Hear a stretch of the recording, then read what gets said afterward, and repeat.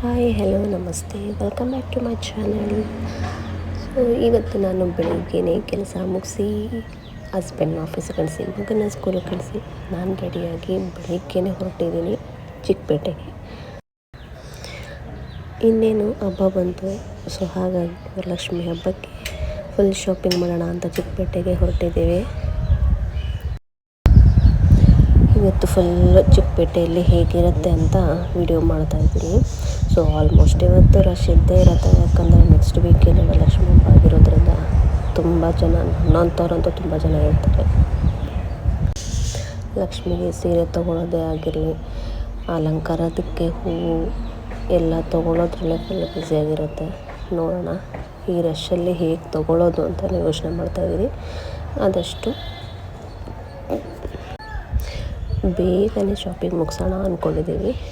ನೋಡೋಣ, ಶಾಪಿಂಗ್ಗೆ ಅಂತ ಬಂದಮೇಲೆ ಟೈಮ್ ಹೋಗೋದೇ ಗೊತ್ತಾಗೋದಿಲ್ಲ. ಸೊ ಹಾಗಾಗಿ ಬೆಳಿಗ್ಗೆನೇ ಬಂದಿದ್ದೀವಿ.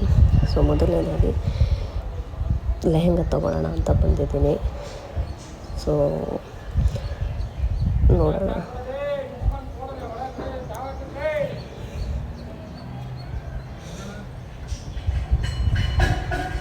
ಓಕೆ, ರೀಸನಬಲ್ ಆಗಿತ್ತು, ಚೆನ್ನಾಗಿದೆ.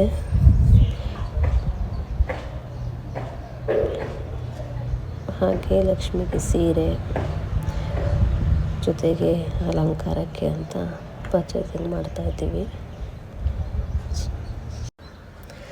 ದೇವರಿಗೆ ಅಲಂಕಾರ ಮಾಡಲಿಕ್ಕೆ ಅಂತ ಒಂದಕ್ಕಿಂತ ಒಂದು ನೋಡ್ತಾ ಇದ್ದರೆ ಆಸೆ ಆಗ್ತಾನೆ ಇರುತ್ತೆ, ಅದು ತೊಗೋಬೇಕು ಇದು ತೊಗೋಬೇಕು ಅಂತ. ತುಂಬ ಕಣ್ಣು ಸೆಳೀತಾ ಇರುತ್ತೆ.